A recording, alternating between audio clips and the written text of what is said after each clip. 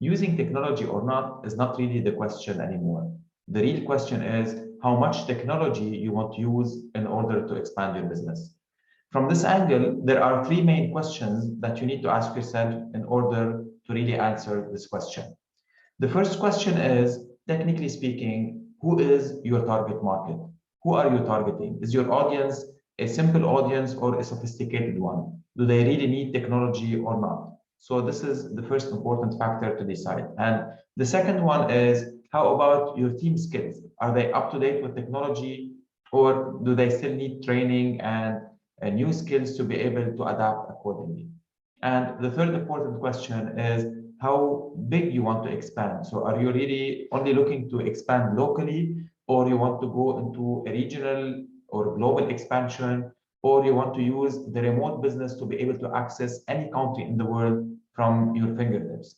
So these three questions will help you define, technically speaking, how much you want to use technology. So the more yeses you get onto these questions, so if your target audience needs more technology and is more sophisticated, if your team skills are high on technology, and if you want to expand on a deeper level and to really go global and remotely, then of course you need to use technology more and more. Now, let me go deeper into what kind of technology you need. Of course, technology is a very big topic, and of course, there are unlimited ways to use technology, but let me start with the simpler ones where you can start using them on simpler levels on daily basis. So the first tool is technically email newsletters.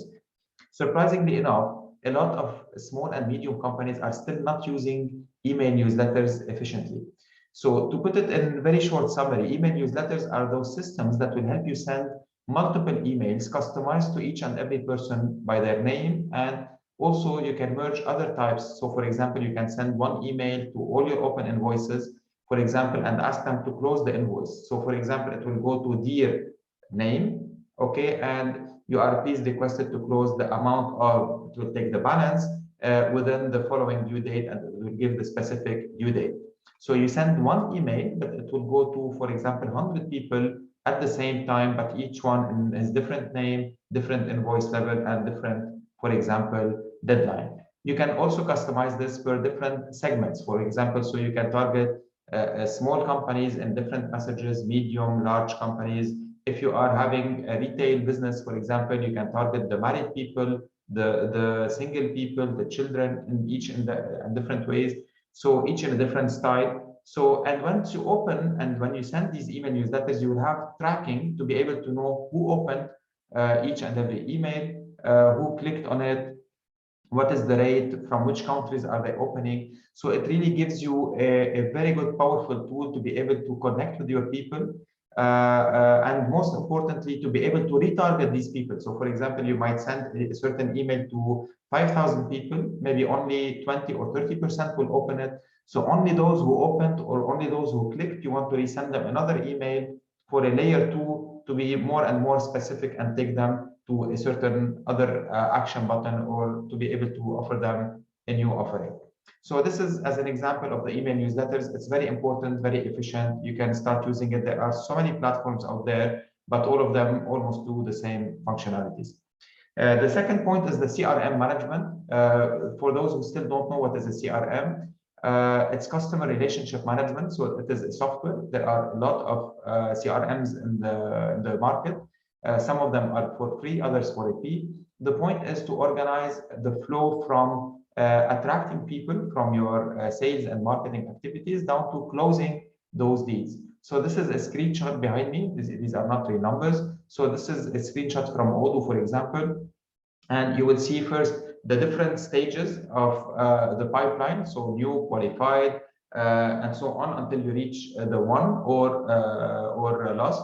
And of course, with the CRM, you can, with such a CRM, you can drag and drop, as you can see here. So you just click and drag and drop from one stage to another. It will give you automatically the analytics in terms of numbers, in terms of assignments, because you can have different people assigned to the same task. You can automate some template letters or messages when they move from one stage to another. And you can also customize the stages. So you can add, for example, need a call, need a visit, follow up, why they were lost, etc., etc. So not only you will organize your pipeline and be in control of the sales process, but you will also in your contacts have all the history of the activities with each and every person you sent or you communicated with. So you keep their preferences and the history of the activities with them, and this is very important and powerful. And of course, you have the analytics to be able to understand who is buying, what is the average amount, what are the number of days needed to close a sale. So you get all your statistics when it comes to the sales process from prospecting to closing and all the time in between. And of course, you can also analyze per country, per product, and really it's unlimited what you can do with CRM. So with us at CRM, you cannot really, not having a CRM in the sales department, it's like not having a Photoshop for the design department, for example, or not having an AutoCAD for the engineers. So it's really important to be able to best understand the sales process and to optimize it. Of course, having a collection management system is important. So whichever system you are using, of course, if it's connected also with the email newsletters and with the CRM, so you will be easily transferring, for example, a quotation from the CRM. So you transfer to quotation, to sales order, you issue the invoice, and then you start following up by a set of emails. So email level 1, level 2, level 3. You put the exact space between them, whether it's 2 days or it's 1 week and so on, to be able to send smooth follow-up emails and be able to collect your money as soon as possible. And now also with all the new e-payment and alternative payment gateways you can have, so you can easily collect your money from anywhere in the world in just some fingertips. So people can use PayPal or maybe any kind of payment method, whether banking or non-banking, to be able to really pay you on time. And this way, you can always improve your cash flow significantly. Of course, the KPIs management are very essential. So no matter what strategy you have, a strategy without translating it to KPIs or key performance indicators, it will remain only as a motivational session. So any strategy must be transferred to KPIs, and those KPIs, whether we're talking about goals, targets, market share, market growth, number of activities needed in a certain area, whether they are input KPIs, so what are the activities that you are doing, or they are output KPIs, KPIs need to be managed. And this is an important point because KPIs are only to measure each and every part of the process. And without measurement, you cannot really improve any part of the process. And that's why we highly recommend to use input KPIs. So for example, to simplify a lot, in the sales process, most companies put KPIs as target achieved or percentage of growth.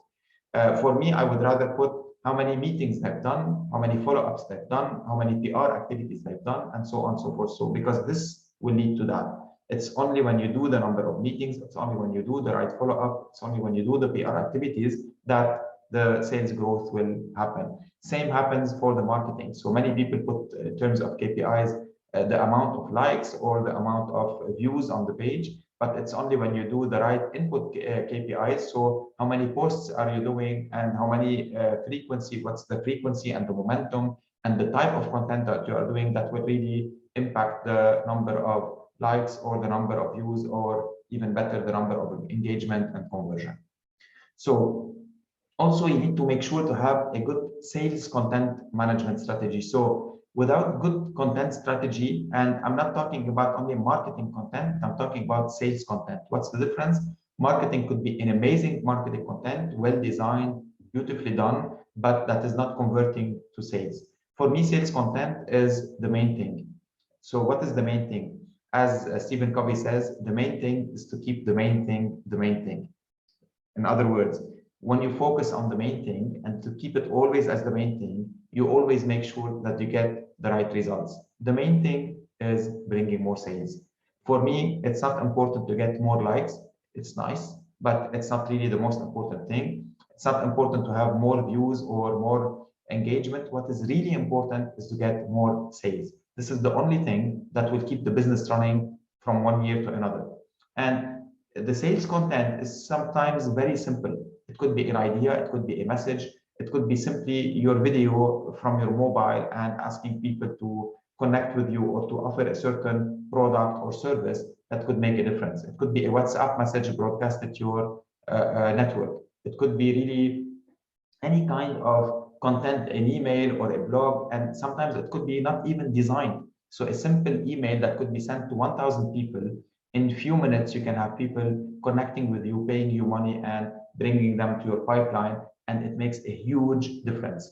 So really, the content here could be a webinar, informative webinar where you invite people to attend a certain session and explain about a certain product, and then, excuse me, you turn them into some deals. It could be, as I said before, a video, it could be a WhatsApp message, it could be a regular email, it could be anything. And speaking of webinars also, it's very important to keep in mind that webinars need good management to differentiate them from the standard webinars that are happening in the market. So standard webinars are always good, but when webinars became really a new trend and everybody's concern is to how to benefit from these webinars, it's important to have a differentiated webinar, from the lighting to the sound, to the virtual background, to the isolation, to the polls that you are sharing, to the engagement with the people, the questioning. It really is a new experience that people must master in order to make more and more sales.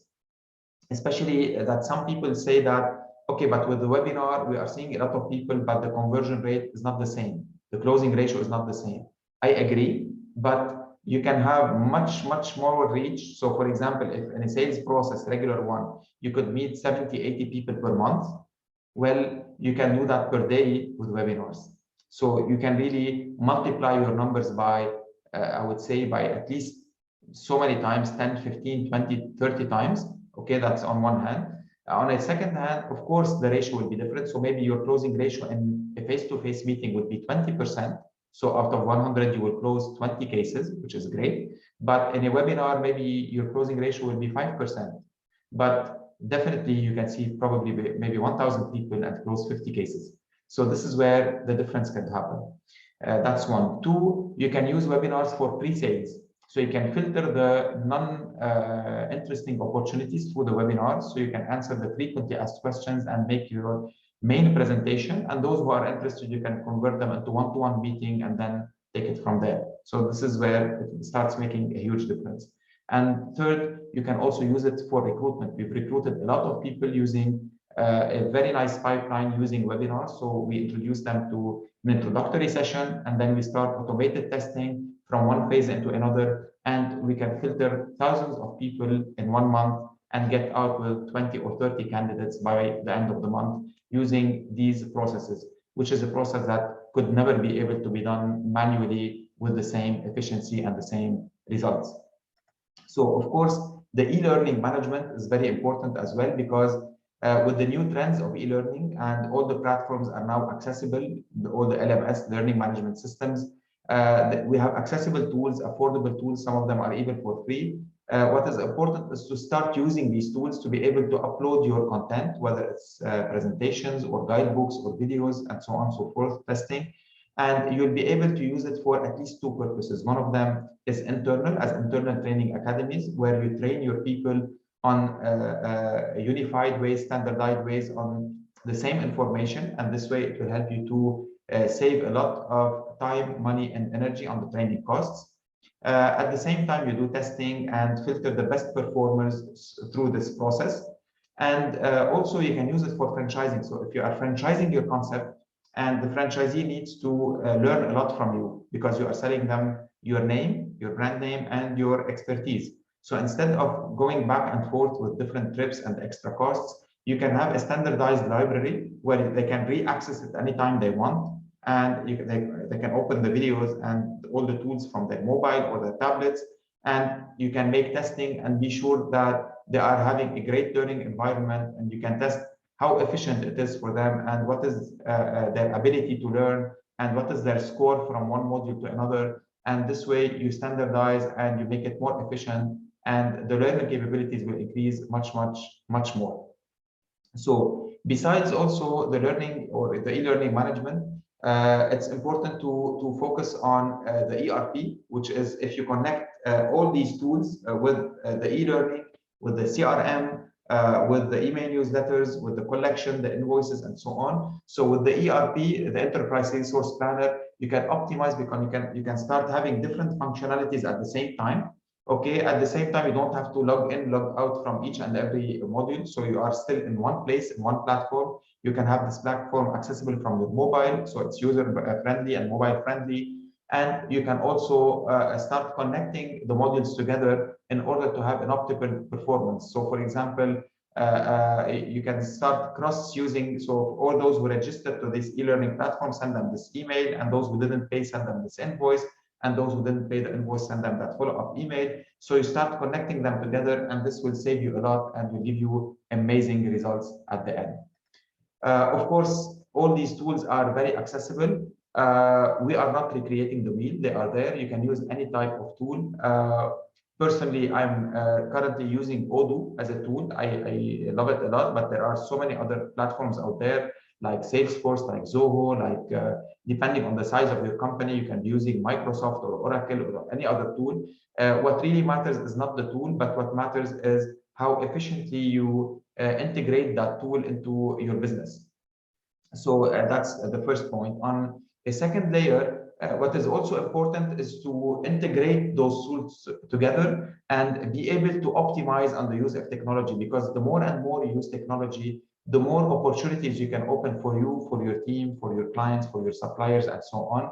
And you will be leading the change, and you will be always ahead of your competition because the trend is going there. Imagine or remember, try to remember how we used to do work from a fax machine or telex fax to email to WhatsApp to social media, and now the integration of all the digital transformation and moving into more and more artificial intelligence, probably the metaverse, the blockchain, and so on. So if you are not going up to date step by step with technology, I think you will be always behind, and that way you will never be able to expand the proper way. So we are here to help. We are here to assess your business, to plan for your next strategic moves. And if we can help you with all these tools, we are more than glad to meet with you to customize this experience and to take things from there.